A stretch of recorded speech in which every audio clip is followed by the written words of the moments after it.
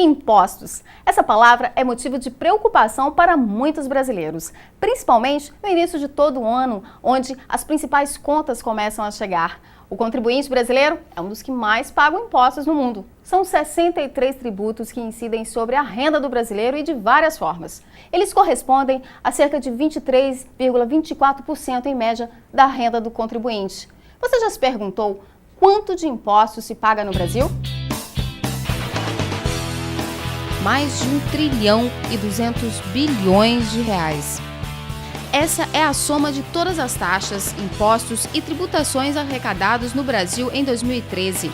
Não seria um número tão alto se houvesse um retorno satisfatório de tantos tributos pagos pela população.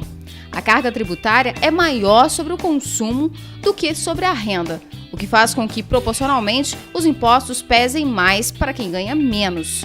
O grande desafio hoje do Brasil é aumentar a capacidade operacional do governo, atender melhor o cidadão e criar melhores condições de negócios para o empresariado. A eficiência é imprescindível. O país ficará para trás se não fizer as mudanças necessárias.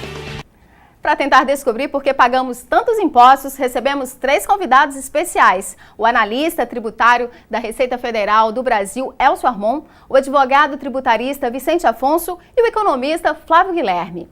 Vicente, o que são realmente os impostos e por que temos que pagá-los? Na verdade, tributos eles foram construídos ao longo da história do Brasil. Eles aumentaram bastante quando Dom João VI veio aqui, para custear a corte. Então veio de Portugal. Veio. Herança dos portugueses. Na verdade, Dom João VI chegou e necessitava de recursos para custear a corte no Brasil. Aí ele criou o imposto sobre o patrimônio, imposto sobre a renda, sobre importação, sobre a venda dos imóveis, sobre a venda dos escravos. Então, foi construído a partir deste momento. Dom Pedro II tentou diminuir.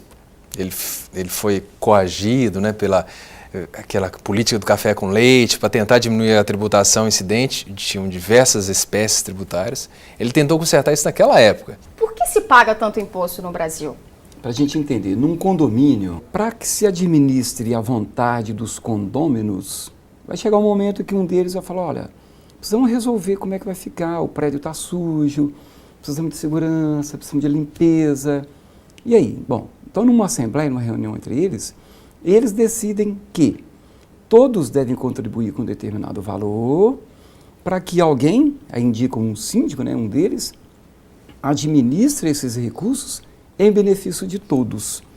Então esse prédiozinho que eu disse aqui é um exemplo de uma sociedade micro, bem pequenininha. Da mesma forma que no condomínio, deveria ser cobrado o tributo de forma a atender às necessidades da população. Da mesma forma que no condomínio, todos esperam que seja bem administrado aqueles recursos, no município, no estado e na União, a gente vê que infelizmente isso não acontece.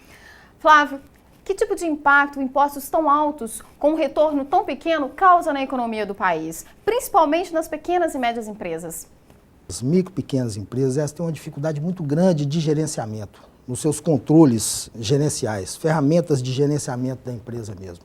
Quando há uma incidência muito pesada de impostos sobre elas, e isso acontece em 400 anos no Brasil, elas se desorganizam. E o caminho que elas acham é o que o Elcio estava se referindo, da sonegação. Então, a incidência alta de impostos no país, como acontece, eles sufocam essas micro e pequenas empresas e são as principais forças geradoras de recursos e de mão de obra no país. São os principais empregadores de mão de obra no país. Né? A base da geração de emprego no país está focada na micro e na pequena empresa. A grande empresa ela tem milhares de empregados, mas uma empresa.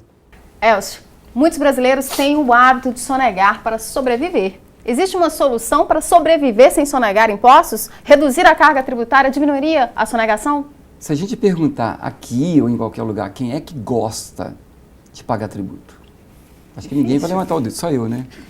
Então é possível mudar isso? É, desde que seja feito um trabalho de moralização, de ética, que a gente possa resgatar esses valores morais que a gente aprende com os pais da gente e que a gente realmente, na rua, no dia a dia, a gente tenha coragem de colocar em prática.